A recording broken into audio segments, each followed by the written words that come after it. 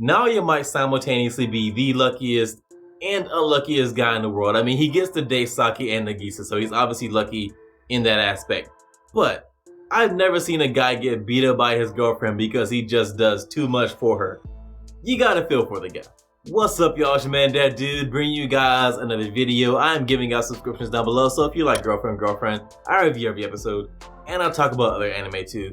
You don't miss a thing, so go hit that button. Also, if you would, smash that thumbs up while you're down there. I'd appreciate it. After watching the first few episodes of Girlfriend, I did feel kind of bad for Saki. I mean, she is just a regular high school girl who thought herself to be in a regular high school relationship, who then all of a sudden found herself dating her boyfriend and her boyfriend's other girlfriend because Naoya just couldn't bring himself to turn down Nagisa. So she's kind of had her life turned upside down. She's worried about whether or not her friends at school are going to find out about what's going on with her, Nagisa, and Naoya, whether or not it's going to reflect poorly on her reputation, all that kind of stuff, which she is justified in being worried about that. Like, I would be worried about that too. So you really have to feel for her in that aspect.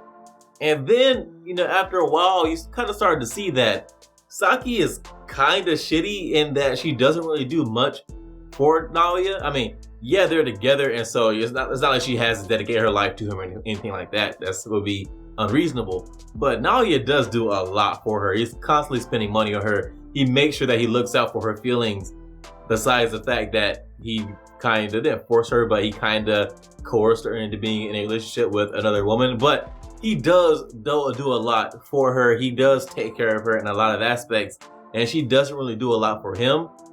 And so I don't feel bad for her in this episode that she's all of a sudden threatened by Nagisa, and the fact that Nagisa does so much for Naoya. She cooks for him. She puts so much effort into being with him, and Saki really doesn't do nearly as much.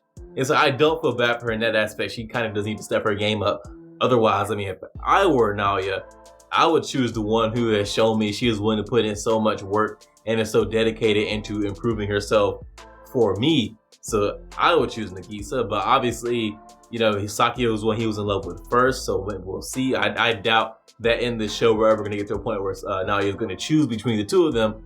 But if that time ever comes, if Saki doesn't step her game up, Naoya should choose Nagisa. I really enjoyed watching Saki and Nagisa spend time together and start to form a bond over playing video games. They are going to need to form some kind of bond or relationship or something if their relationship with Naoya is going to be successful, because yeah, they both are in love with Naoya, but if they don't like each other to some extent and enjoy being around each other to some extent, then it's just not going to work with them all living in the same house and them both dating the same guy. So it is important that they spend time with each other and develop some kind of bond where they can see eye to eye on things and learn how to work out their problems with each other if those problems do arise, which they kind of have to at some point. So it's important that they do have a relationship where they can work out those things and work through problems and just enjoy being around each other, because while they enjoy being around Naoya,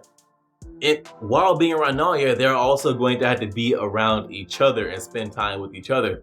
So it's important that they can enjoy being around each other without Naoya, because that then means that when they're all hanging out together, there won't be as much tension. An underrated part of this show is how they have Twitter and YouTube within the show, but they can't call them Twitter and YouTube, obviously, so they have to make up all these different names. So for Twitter, they have Quitter, and for YouTube, they hilariously have MeTube. I find that kind of stuff to be very funny. Even though it's a small part of the show, I think it adds some humor, and it's the kind of stuff that for me I enjoy, and I like having those small tidbits within the show. I also really enjoy in this episode the not so subtle shots at titty streamers. Even though I personally have nothing against titty streamers, like if you can make a lot of money because people want to tune in and watch you play video games while they stare at your boobs, more power to you. But I did enjoy the jokes in this episode. I have no idea where this show is going with all of a sudden this blonde girl popping up and saying she wants to date Naoya too. I don't think that she's actually going to date Naoya for any length of time, because with Nagisa and Saki, yeah, they are in love with Naoya, but Naoya is also in love with them. We have no inclination that Naoya has any kind of affection for this blonde girl. He doesn't even know who she is, so he obviously doesn't like her, he doesn't love her. So even though she might want to be in the relationship, there is no real affection there, so I don't think she's going to be in the picture long. But I look forward to her coming in and causing some chaos and causing some havoc, and seeing how she just gets on Saki's nerves and pisses everybody off. I think it'll make for some great comedy. that's all I have for you on this one, guys. If you enjoyed this video, go hit that thumbs up, and if you are so inclined, subscribe and share it. It will help me out a lot. If you didn't like the video, or if you disagree with anything I said, maybe you don't find Twitter and Me Too to be hilarious, let me know why in the comments. We can talk about it. I respond to almost everything. Also, feel free to follow and hit me up on Twitter @DadDoAnime, and I'll see you guys in the next one.